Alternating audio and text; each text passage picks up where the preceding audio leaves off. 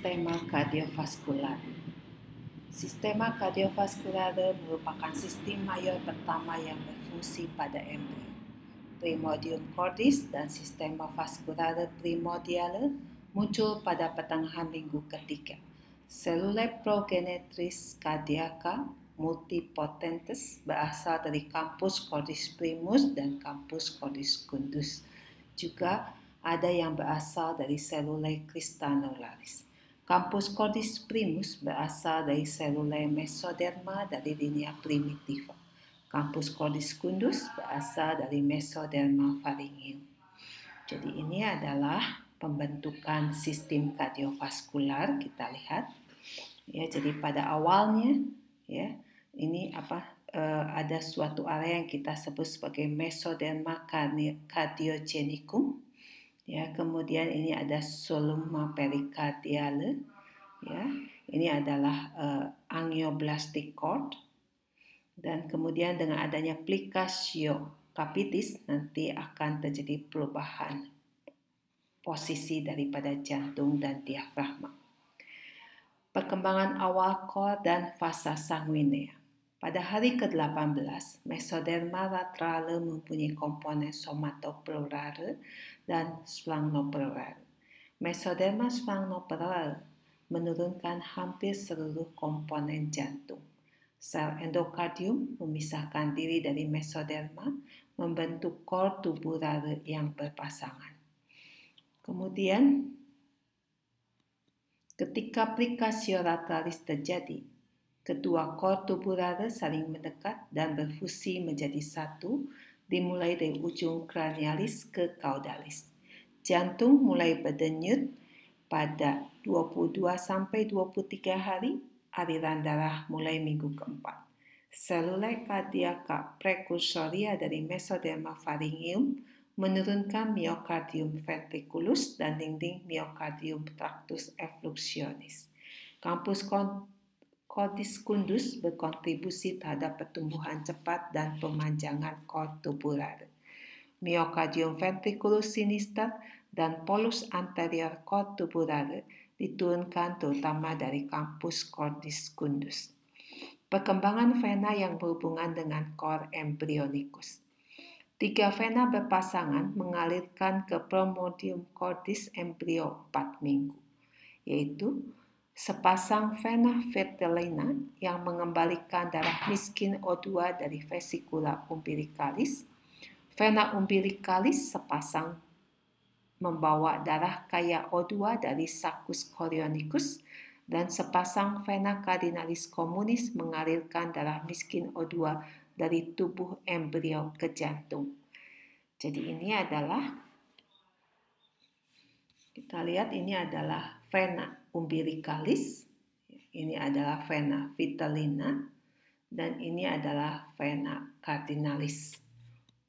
Vena vitellina mengikuti ductus omphaloentericus ke dalam embrio. Ductus omphaloentericus menghubungkan vesicula umbilicalis dan mesenteral. Melintasi septum tarsum, vena vitellina memasuki sinus venosus cordis. Vena vitellina sinistra beregresi, vena vitellina dextra membentuk sistema porta hepatis dan vena cava inferior. Vas sinusoidum hepaticum terhubung dengan vena vitellina.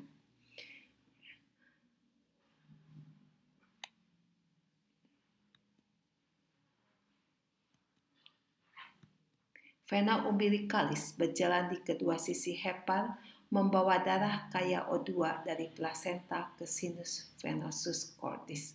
Vena umbilicalis dextra menghilang pada minggu ke-7. Vena umbilicalis sinistra di antara hepal dan sinus venosus cordis berdegenerasi. Ductus venosus berkembang dalam hepal, menghubungkan vena umbilicalis dan vena cava inferior.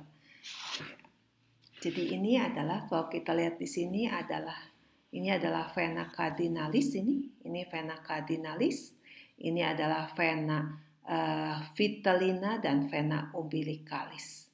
Ya.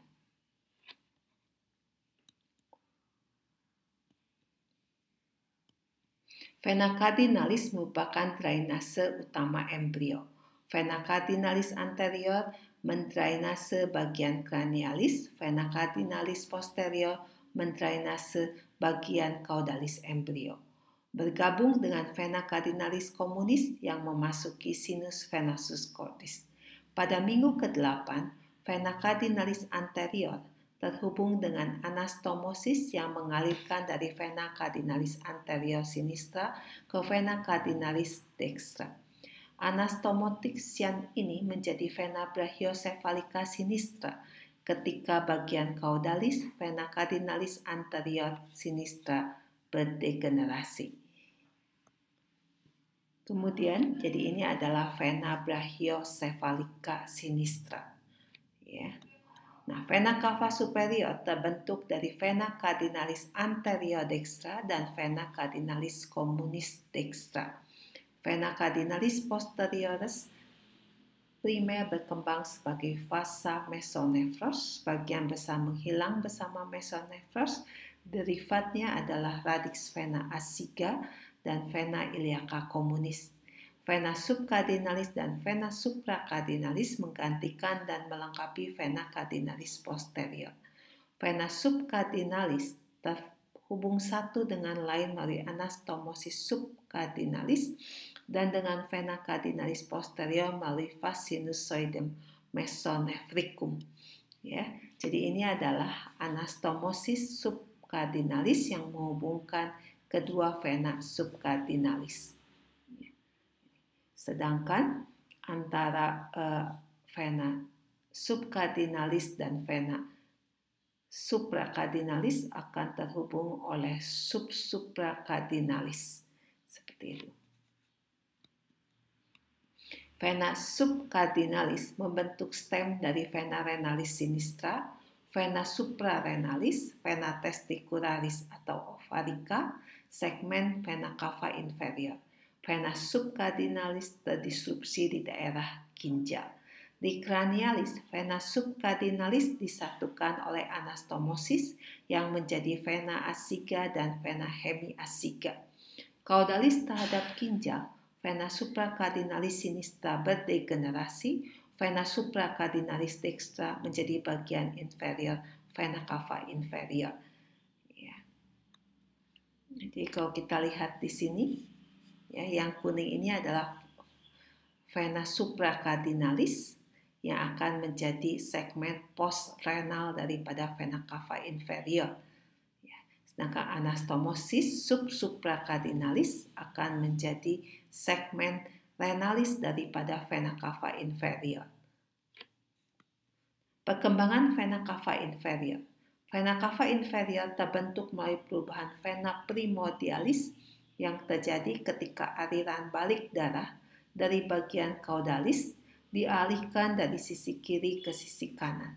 Vena cava inferior disusun oleh segmen hepatik yang diturunkan dari vena hepatica dan vas sinusoidum hepaticum, segmen prerenal yang diturunkan dari vena subcardinalis dextra, sedangkan segmen renal diturunkan dari anastomosis subcardinalis supracardinalis, segmen postrenal diturunkan dari vena supracardinalis dextra. Ya. Jadi ini adalah vena cava inferior. Ini adalah vena cava inferior. Ini adalah segmen prerenal, ini segmen renal, ini segmen postrenal, dan ini adalah segmen hepatik. Ya, segmen hepatik yang berasal dari vena hepatica dan vas sinusoidum hepaticum.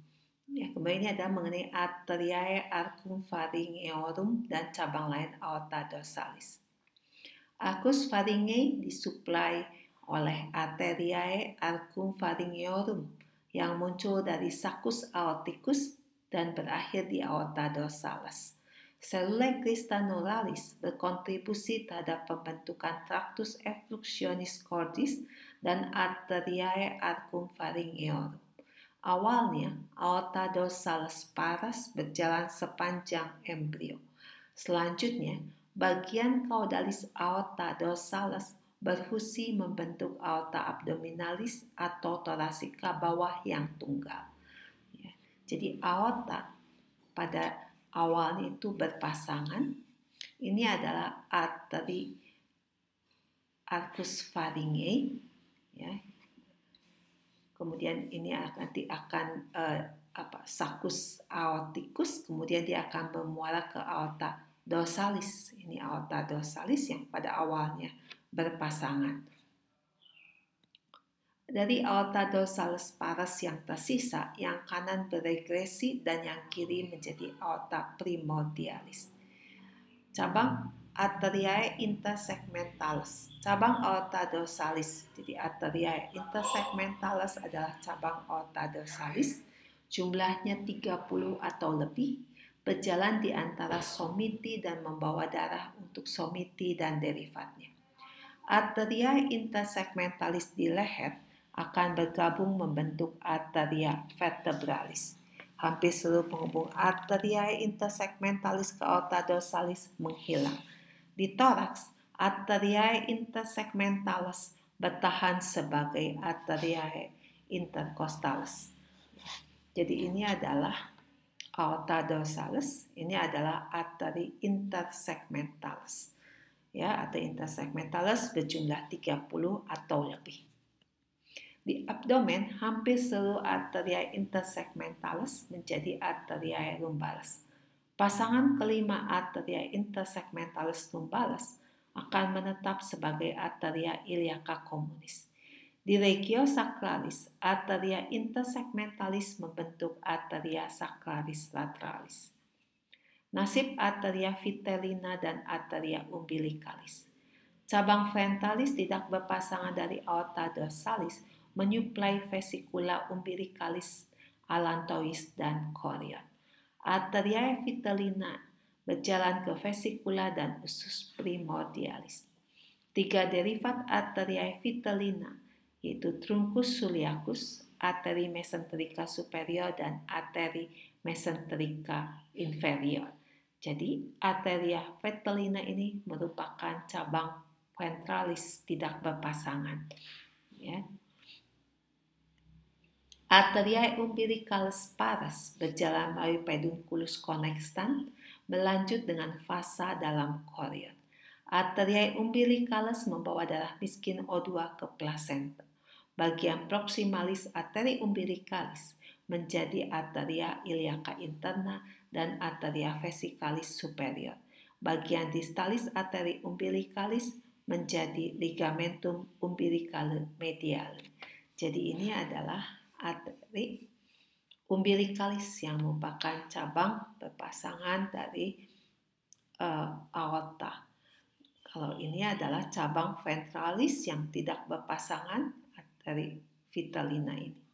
Ya, perkembangan lanjut jantung. Myocardium primordiale atau lapisan eksternus jantung cor tubulare dibentuk dari mesodermas flancnicum di sekeliling kavitas perikardiaka. Jantung yang sedang berkembang disusun oleh endothelial tube tipis yang dipisahkan dari myocardium primordiale tebal oleh gelatino-reticulum. Tabung endotel ini akan menjadi endothelium internus yang membatasi jantung, yaitu yang kita sebut endokardium. Myocardium primordiale yang tebal yang dipisahkan dari endokardium oleh gelatino-reticulum atau cardiac jelly, ini akan menjadi myocardium. Jadi pada perkembangan awalnya jantung kita itu terdiri dari 2 tabung endotel yang karena adanya plika lateralis di mana sisi tubuh kita akan melipat ke ventral, kedua tabung jantung ini akan berfusi menjadi satu yang kita sering sebut sebagai cor tubulare.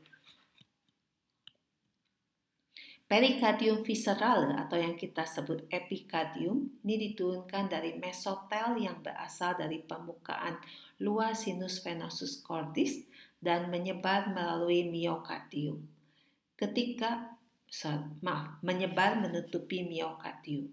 Ketika plicatio capitis terjadi, jantung dan kavitas perikardiaka menjadi ventralis terhadap preenteron dan caudalis terhadap membrana orofaringea. Kor tubular memanjang dan bergantian berdilatasi dan berkonstriksi. Ini sehingga akan terbentuk bulbus cordis yang terdiri dari truncus arteriosus, conus arteriosus, dan conus cordis. Kemudian ventriculus, atrium, dan sinus venosus cordis. Jadi yang tadi asalnya kita sebut sebagai kor tubular, nanti dia akan mengalami pemanjangan, juga akan berdilatasi dan berkonstriksi, sehingga akan terbentuk yang kita sebut sebagai bulbus cordis, kemudian ventricle, kemudian atrium, dan sinus venosus cordis. Ya, dia akan berdilatasi, berkonstriksi, gitu ya. Nah, ini adalah yang perubahan posisi yang tadi sudah disebutkan sebelumnya, ya, bahwa yang pada awalnya terletak seperti begini. Jadi jantung itu, primordium cordis itu terletak cranialis terhadap membrana orofaringea, ya, tapi caudalis terhadap septum tarsum. Dengan adanya plicatio capitis, maka jantung itu akan terletak caudalis terhadap membrana orofaringea dan cranialis terhadap septum tarsum. Septum tarsum ini akan menjadi diafragma, sedangkan membrana orofaringea adalah bakal mulut. Pertumbuhan kor tubular berasal dari penambahan kardiomiositus yang berdiferensiasi dari mesoderma di dinding dorsalis perikardium. Selula progenitrix ditambahkan ke porus rostralis dan porus caudalis dari kor tubular. Truncus arteriosus berlanjut ke cranialis dengan sacus aorticus, dari mana arteriae circumpharyngeorum muncul. Selula progenitrix dari campus cordis secundus membentuk akhiran arterial dan akhiran venosa dari jantung. Ya, jadi ini adalah yang tadi sudah disebutkan. Jadi jantung kita ini adalah bungkusnya, ini adalah mesokardium, ini adalah kavitas perikardiaka. Ya. Sinus venosus cordis menerima dari vena umbilicalis, vena vitalina, dan vena cardinalis communis. Akhiran arterial dan akhiran venosa dari jantung difiksasi oleh arcus pharyngei dan septum tarsum. Kor tubular akan mengalami formasio ansa pada hari ke-23 sampai ke-28, membentuk ansa cordis dextra yang menghasilkan jantung dengan apex cordis mengarah ke kiri. Karena primordium cordis melipat, atrium dan sinus venosus cordis menjadi dorsalis terhadap truncus arteriosus, bulbus cordis, dan ventriculus. Jadi pada perkembangan selanjutnya nanti, karena terjadi formasio ansa, maka atrium dan sinus venosus akan terletak di belakang. Sinus venosus cordis akan berekspansi ke lateralis dengan perkembangan jantung menjadi apa yang kita sebut sebagai cornu sinistrum dan cornu dextrum. Ketika memanjang dan melipat, jantung akan berinvaginasi ke dalam kavitas perikardiaka. Mulanya jantung digantung pada dinding dorsalis melalui mesokardium dorsale. Bagian sentralis mesokardium dorsale akan berdegenerasi membentuk sinus tarsum perikardii.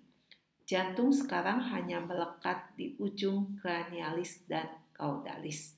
Ya. Jadi seperti ini jantung itu akan masuk ke dalam kavitas perikardiaka, ya.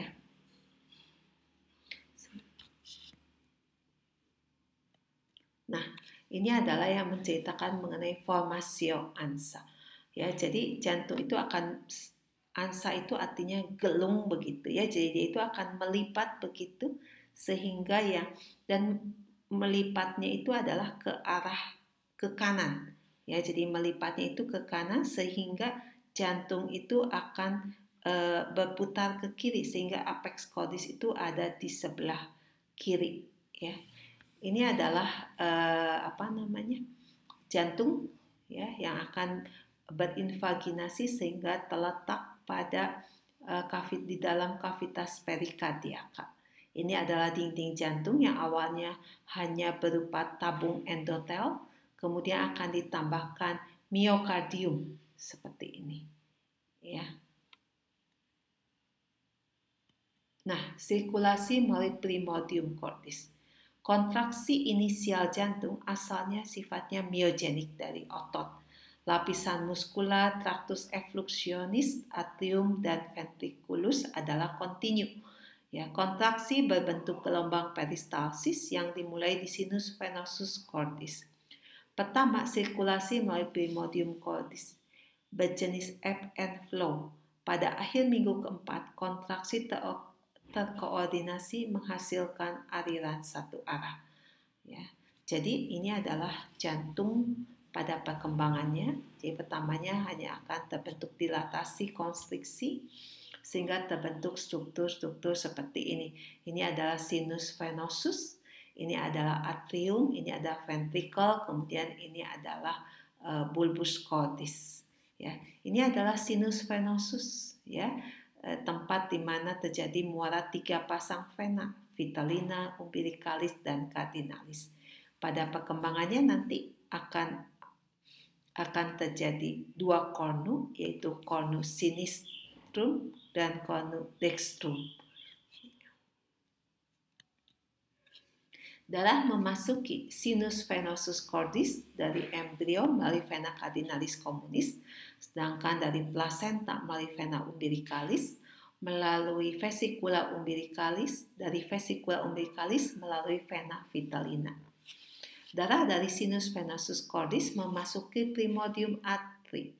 Alirannya dikontrol oleh valva sinuatrialis, yaitu katup di antara sinus venosus cordis dan atrium. Darah kemudian berjalan melalui kanalis atrioventricularis ke dalam primordium ventriculi.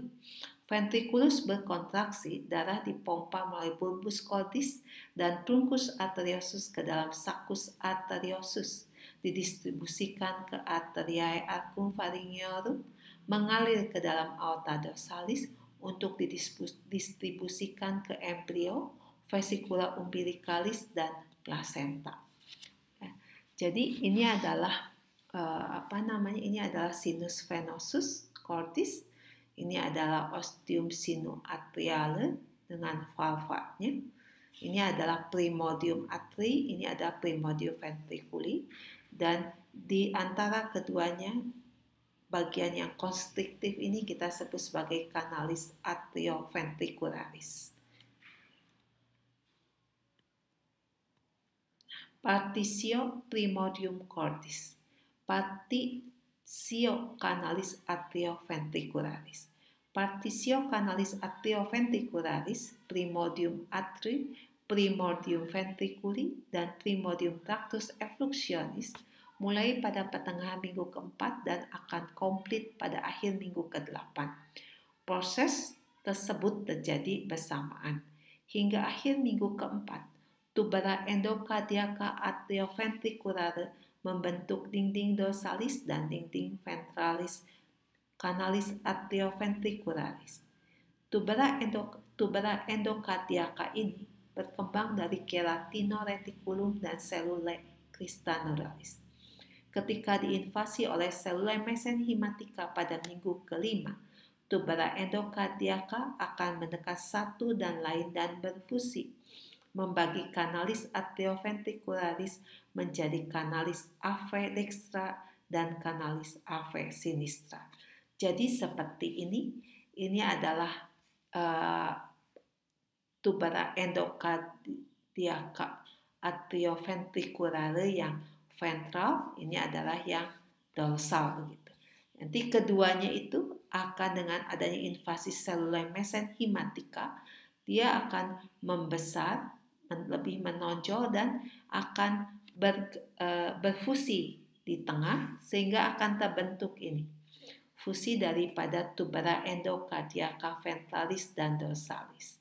Ya, yang berfusi itu hanya yang di bagian tengah, sehingga bagian sisi-sisinya ini yang kita sebut sebagai kanalis ave dextra dan kanalis ave sinistra. Ya. Kedua kanalis memisahkan primordium atri dari primordium ventriculi. Tubera endokardiaka atrioventricularis tadi yang berfungsi sebagai valva atrioventricularis. Valva septalis diturunkan dari fusi tuber endocardiacum atrioventricularis superius dan tuber endocardiacum atrioventricularis inferius.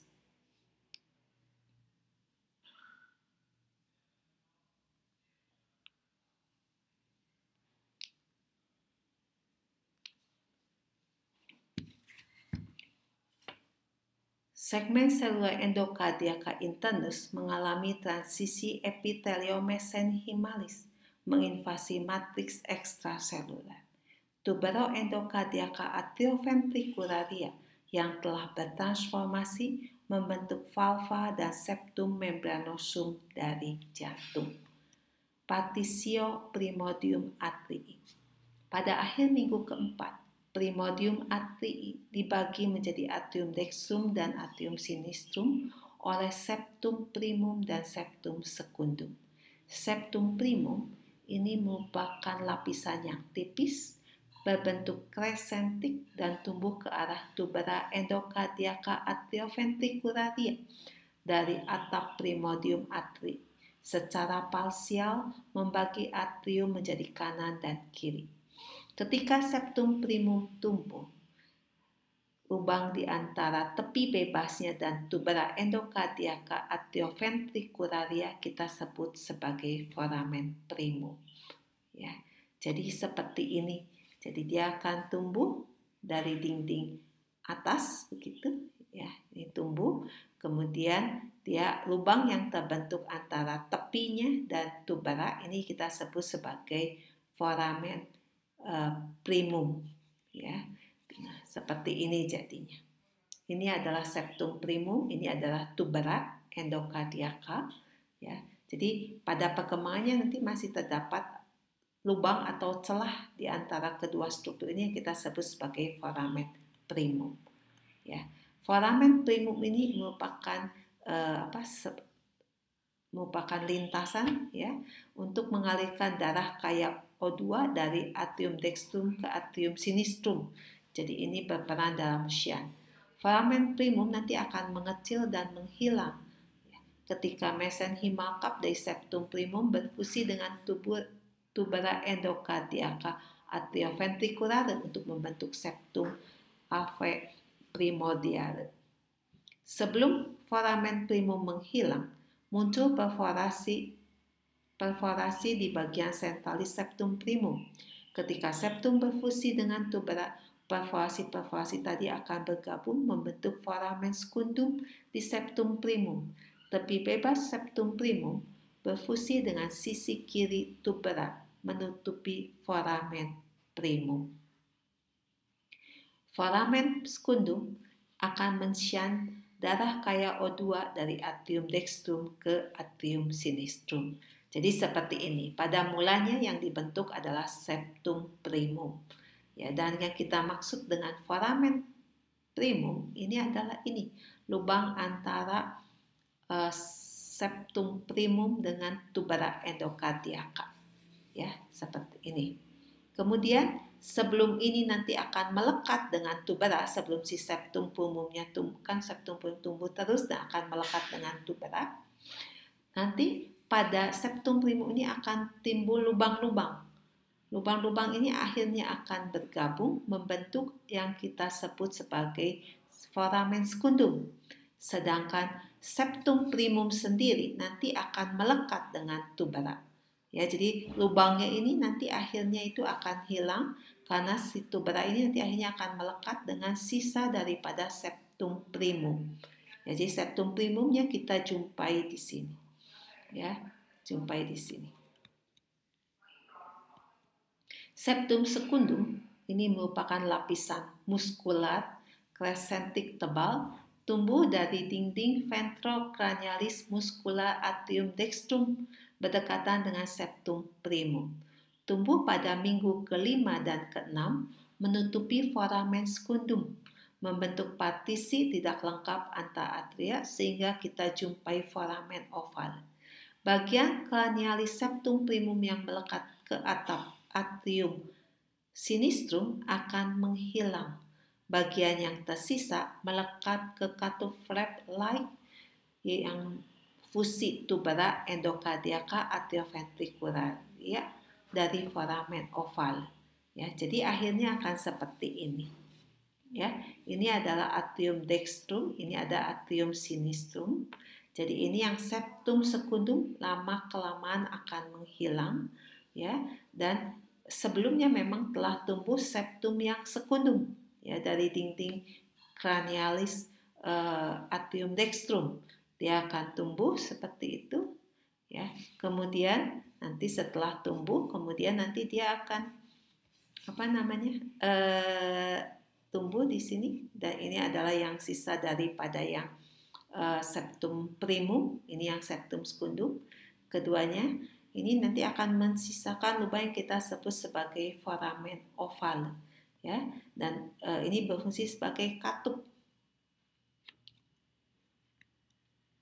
Foramen ovalum mengalirkan darah kaya O2 dari atrium dextrum ke atrium sinistrum. Aliran darah berlawanan dicegah karena septum primum menutupi septum secundum. Setelah lahir, foramen ovalum menutup karena tekanan dalam atrium sinistrum lebih tinggi daripada atrium dextrum. Pada umur lebih kurang 3 bulan, valvula foraminis ovalis akan berfusi dengan septum secundum, membentuk fossa ovalum, partisi komplit antar atria.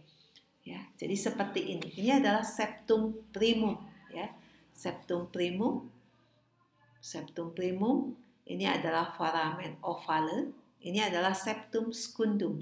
Jadi nanti kalau pada saat lahir ini adalah yang dari tubera, ya.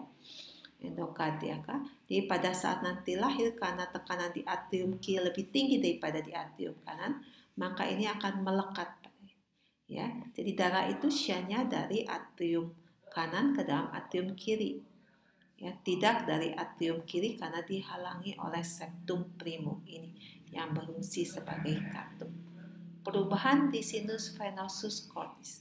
Sinus venosus cordis bermuara ke pusat dinding dorsalis primordium atrii dengan conus dextrum dan conus sinistrum yang pada awalnya berukuran kurang lebih sama. Pembesaran progresif conus dextrum dihasilkan oleh dua left to right shunts, ya. Jadi darah itu akan mengadakan shunt dari kiri ke kanan yang dihasilkan dari transformasi vena vitellina dan vena umbilicalis.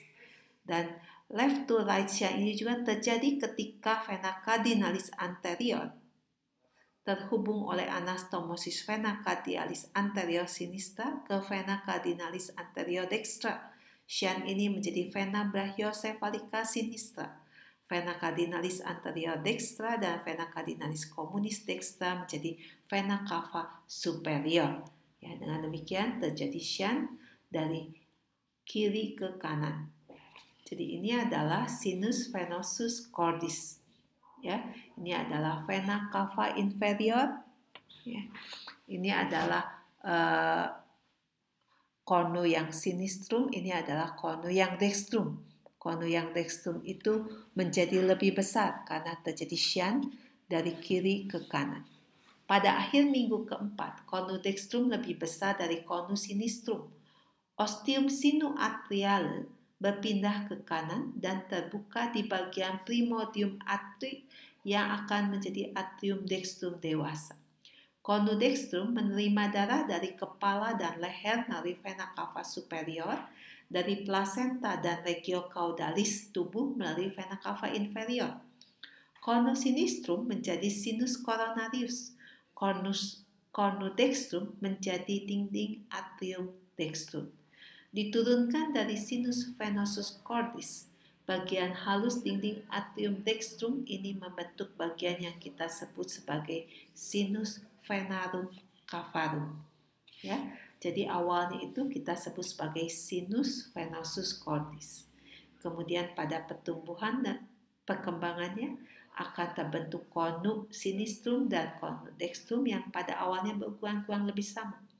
Tetapi karena terjadi shunt dari kiri ke kanan, maka conus dextrum akan menjadi lebih besar daripada conus sinistrum. Conus sinistrum akan menjadi sinus coronarius ini. Yang berwarna merah ini sinus coronarius. Ya, seperti itu.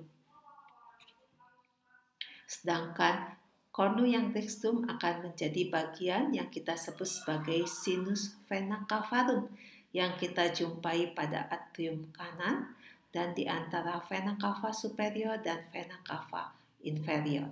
Sisa permukaan internus anterior dinding atrium dan auricula dextra tampak trabekular kasar.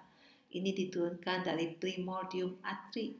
Bagian halus dan bagian kasar dibatasi di dalam oleh crista terminalis dan di luar oleh sulcus terminalis.